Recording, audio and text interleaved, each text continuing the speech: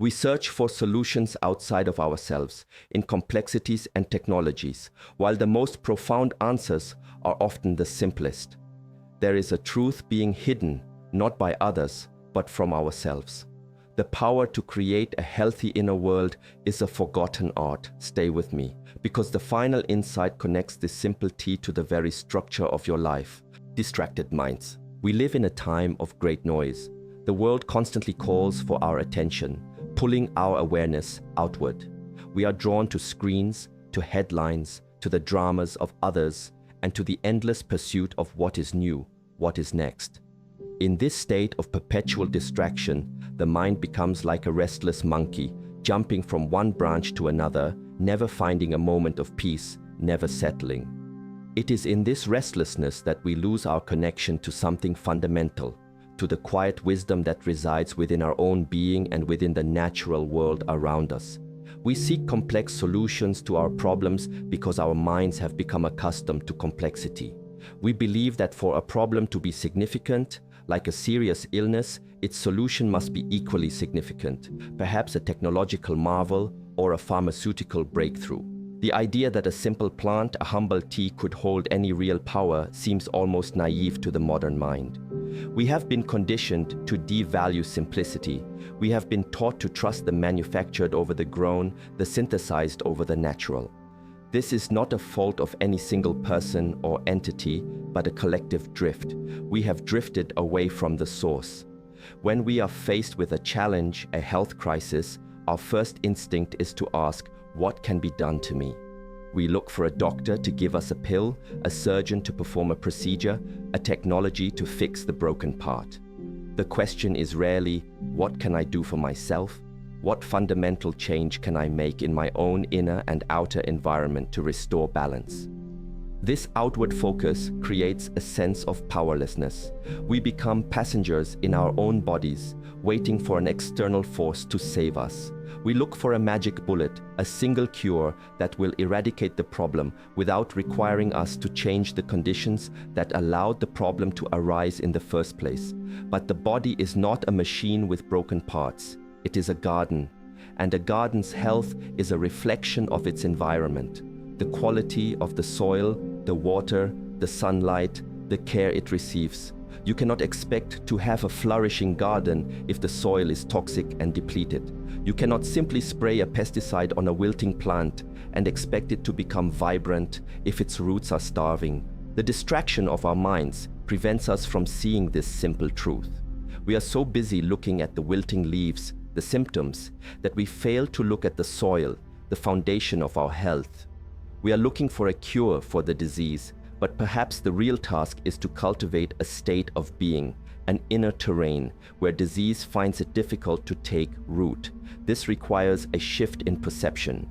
It requires turning the gaze inward, away from the noise, and beginning to listen. To listen to the subtle language of our own bodies and to the ancient wisdom of the natural world. It is a journey from distraction to attention, from complexity to profound simplicity.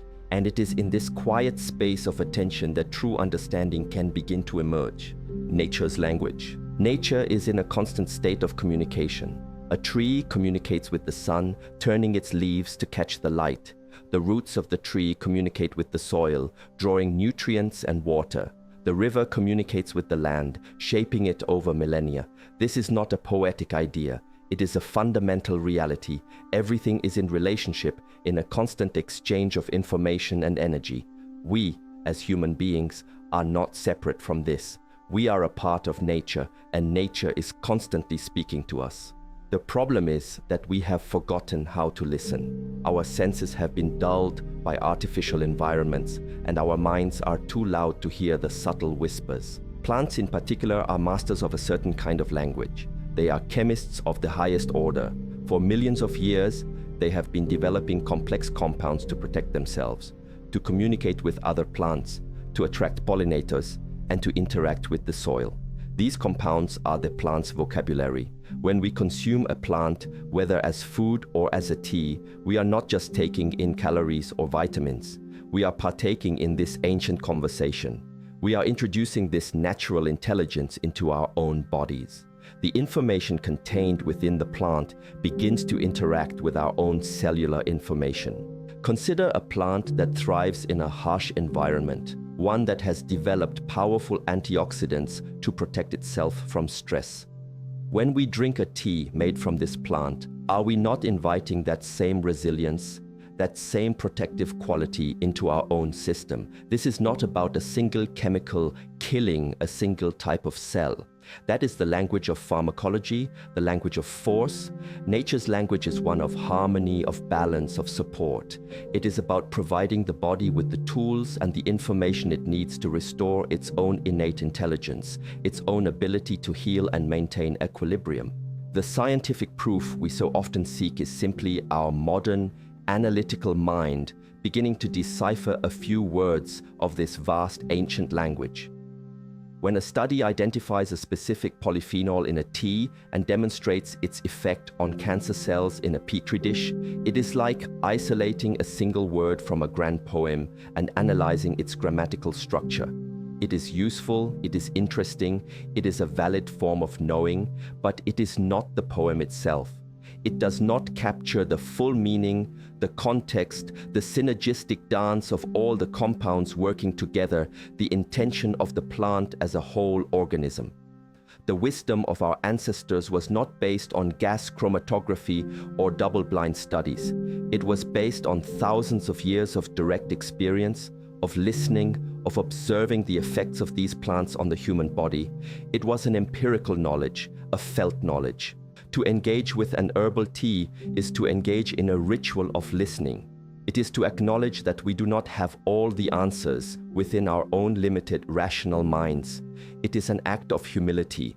It is a decision to trust that nature possesses an intelligence far older and deeper than our own. We are not just drinking a beverage. We are participating in a dialogue. We are asking our bodies to remember their connection to the earth, to the web of life from which they arose. And in this quiet, receptive state, we create the possibility for a different kind of healing to occur, one that is not imposed from the outside, but one that blossoms from within. Inner terrain. Imagine your body is not a fortress under attack, but a landscape, a terrain. This terrain can be lush, vibrant, and full of life, with clear-flowing rivers and rich, fertile soil. Or it can be stagnant, swampy, and depleted, a place where opportunistic weeds and decay can easily take hold. The health of this landscape is not determined by a single event, but by the sum of all the conditions present. A disease, then, is not an external enemy that invades. It is more like a manifestation of the terrain itself. It is a sign that the conditions of the inner landscape have become imbalanced. The soil has lost its vitality. The water has become polluted. This shifts the entire perspective on health and healing. The goal is no longer to fight or kill the disease, which is a mindset of conflict and war waged against ourselves. The goal becomes to change the terrain. It is to tend to the garden of the body, to purify the rivers, to enrich the soil, so that the conditions that allowed the weeds to grow are no longer present. When the environment is healthy and balanced, the weeds naturally recede. They cannot thrive in a vibrant, well-tended garden. This is a fundamental principle of nature, and it is a fundamental principle of our own biology. How do we tend to this inner terrain? It is a holistic process. It involves the quality of the air we breathe, the water we drink, the food we eat, but it goes deeper. It involves the quality of our thoughts, the state of our emotions, the level of stress we carry. A mind in a constant state of fear, anger, or anxiety creates a chemical environment in the body, an inner climate that is acidic, inflamed, and stressful. This is poor soil. It is a swampy, stagnant landscape. A mind that is calm, clear, and peaceful creates an inner climate that is balanced, alkaline, and resilient. This is fertile, life-giving soil. This is where a practice, a ritual, like drinking a specific herbal tea, finds its true power. It is not a magic potion. It is an act of cultivation. The tea itself, with its unique properties, acts like a gentle rain or a natural fertilizer. It introduces elements into the system that help to purify, to reduce inflammation, to provide the raw materials for cellular repair. It speaks a language of balance to the body, It helps to clear the stagnation and improve the flow of energy and information through the system. It is one tool, a powerful one, for improving the quality of the inner soil. But the act of preparing and drinking the tea is just as important. It is a moment of mindfulness, a pause in the chaotic day. It is an opportunity to be still, to turn inward, and to set an intention for health and balance. This mental and emotional state, this moment of peace, is perhaps the most powerful factor in changing the inner terrain. You are not just consuming a plant, you are consciously participating in your own healing. You are being the gardener. You are taking responsibility for the state of your inner world. The suppression of this knowledge is not a conspiracy, it is a consequence of our collective focus on fighting the weed instead of cultivating the garden. Scientific convergence. The modern world places immense faith in a specific way of knowing, the scientific method. We seek data, evidence, and peer-reviewed studies to validate what is real and what is effective. This is a powerful tool. It has allowed us to understand the material world with incredible precision. It gives us a language of molecules, of pathways, of mechanisms. So when science begins to study these ancient remedies like a particular herbal tea and finds that its compounds can induce apoptosis in cancer cells or inhibit angiogenesis, it is a moment of great significance. It is a validation. It is a bridge between two worlds. This is not a case of science discovering a cure. It is a case of science developing the tools and the language to describe a phenomenon that has been known and utilized by other cultures for centuries. It is a convergence. Imagine two people standing on opposite sides of a vast canyon. One has always known there is a way across, a hidden path passed down through generations. The other has spent years developing sophisticated tools to build a bridge. When the bridge is finally complete and touches the other side, the bridge builder has not invented the other side. They have simply created a new way to get there, a way that can be explained in the language of engineering and physics. The scientific studies on these herbs are that bridge. They provide a mechanism, a how, that satisfies the modern analytical mind. They take the wisdom from the realm of tradition or anecdote and place it into the category of evidence-based. This is incredibly valuable because it allows this knowledge to be accepted by institutions and individuals who would otherwise dismiss it. It opens a door. It allows a conversation to begin between ancient wisdom and modern medicine, a conversation that is desperately needed. However, we must be careful not to mistake the bridge for the destination. The scientific understanding, as precise as it is often a reductionist one. It isolates one compound, one mechanism, one pathway. It studies the part, not the whole. The traditional understanding, while less precise in the language of biochemistry, was always holistic. It understood the plant as a whole entity, the person as a whole being, and healing as a restoration of a whole system's balance. It understood that the spirit and intention behind the remedy were as important as the remedy itself. So, we should welcome this scientific convergence. We should be grateful for the researchers who are dedicating their time to building these bridges. Their work is a gift. It helps to peel back the layers of skepticism and doubt. But we should not discard the old maps just because we have a new bridge. The scientifically proven aspect should not be the only reason we trust in this. It should be an affirmation of a deeper, more intuitive truth. The truth is that nature holds a profound intelligence. And when we align ourselves with it, when we listen to its language, we tap into a powerful source of healing and resilience. The science is the echo, not the original voice. Forgotten ritual. In our quest for efficiency and speed, we have stripped so many of our daily actions of their meaning. We eat while standing, while driving, while scrolling on our phones. We consume, but we do not receive. We perform actions, but we are not present for them. The simple, profound act of preparing and drinking a cup of tea has, for many, been reduced to dunking a bag in hot water for 30 seconds before rushing out the door. We have the substance, but we have lost the ritual, and in losing the ritual, we have lost the majority of the power. The true potential of an herbal remedy is unlocked not just by its chemical constituents, but by the space we create around it. The ritual is the container for the medicine. Think of the ancient tea ceremonies. Every movement was deliberate, mindful, and imbued with intention. The selection of the leaves, the heating of the water to the perfect temperature, the careful pouring, the warming of the hands on the cup, the first inhalation of the steam, the first sip. This was not about quenching thirst. It was a meditation. It was a practice of presence. When you engage in such a ritual, you are changing your own state of being. You are slowing down your nervous system. You are shifting from a state of doing to a state of being. You are signaling to your body and your mind that this is a moment of care, of healing, of nourishment.